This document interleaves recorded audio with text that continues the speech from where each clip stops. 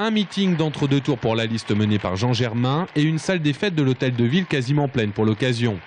Des drapeaux verts flottent aux côtés des roses au point et pour les sympathisants de la liste du maire sortant, le travail effectué depuis 1995 doit continuer. J'aime beaucoup ce qui a été fait. Notre ville a considérablement changé dans le bon sens. Elle est embellie, elle est vivante, elle est dynamique. Et voilà, c'est un esprit que j'ai envie qu'il continue, que ça continue dans cet esprit-là. Je ne veux pas que tout le travail que nous avons fait les uns et les autres s'arrête comme ça.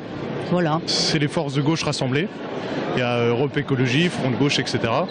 Et je pense qu'au regard du travail de Jean Germain, etc. à Tours, je pense que c'est une bonne chose et qu'il faut que ça continue. Et du coup, je pense que les Tourangeaux vont se rendre compte de ça. Pour illustrer le rassemblement et qu'ils sont unis dans leurs différences par les valeurs de progrès social, un membre de chaque composante de la liste a pris la parole.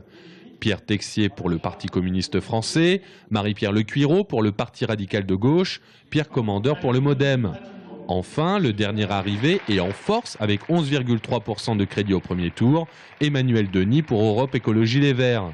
Le temps de souligner que la gauche et la droite ce n'est pas la même chose. Eux défendent une cantine bio abordable pour tous les élèves et craignent que la droite veuille niveler la qualité des repas selon le prix payé par les familles. Pierre Texier a défendu les services municipaux et prédit leur privatisation si la droite passe. L'adjoint a en outre stigmatisé le contrôle des parents qui figure sur le programme de la liste Babary. Serge Babary, il en fut également question dans le discours de Jean Germain.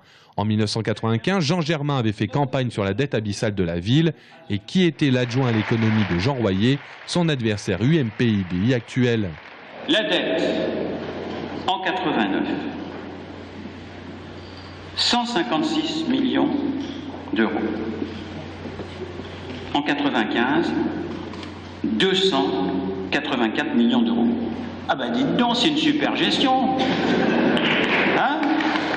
Rappel des réalisations depuis 19 ans, une dette qui diminue, un chômage en deçà des statistiques nationales, le plus faible de la région centre.